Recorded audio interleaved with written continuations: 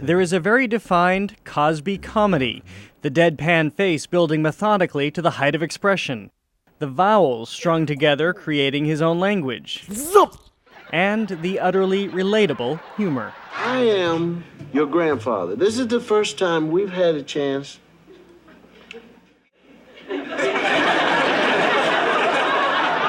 Everybody talks about that with you and how brilliant your timing was and how is and how you so can identify the rhythm of an audience. Did you say was? This is not an obituary, I guarantee you. Are you the obit writer? Sharp, smart, a definite showman, the Bill Cosby of today is vintage Cosby. It's the Lord, Noah.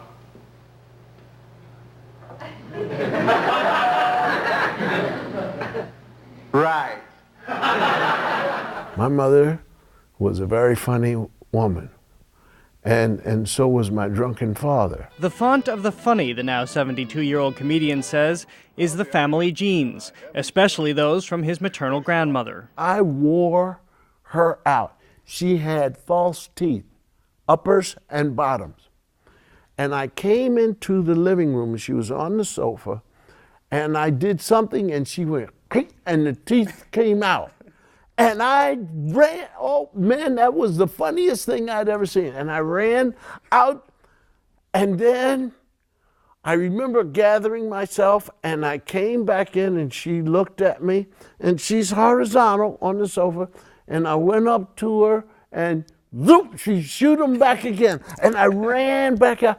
Cosby has used his lifelong humor to fuel his comedy. His own monologues were the basis for The Cosby Show, a program I told him was the only show I was allowed to stay up late to watch as a child. I did it. I'm sorry. And I should be punished. We know it, we accept, and you will be.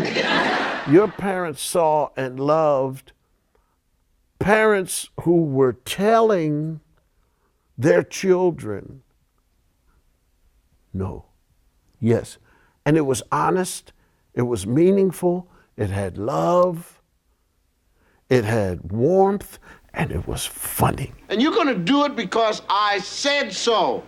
I am your father. I brought you in this world, and I'll take you out. Some now theorize that Cosby spawned the so-called Huxtable effect, that his long-running hit changed the dynamics of race in America that can be traced all the way to the White House. Cosby does not accept the credit. My thought about the television series had nothing to do with I'm going to show the world a black family. My intent was to get the house back.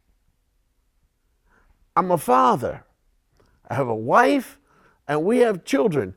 And what they're putting on TV happens to be some children who are talking back to their parents, and the jokes are flying from the kid.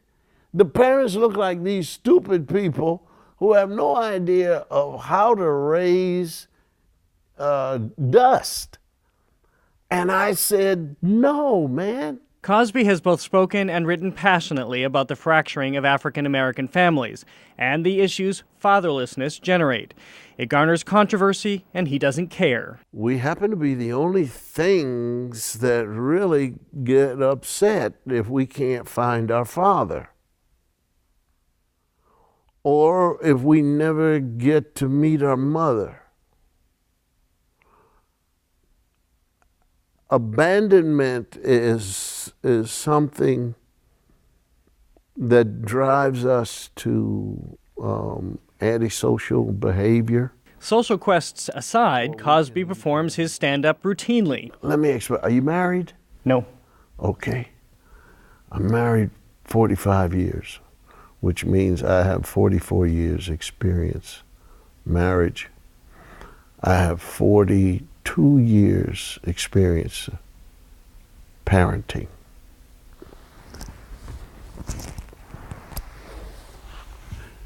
Nobody listens to me at home.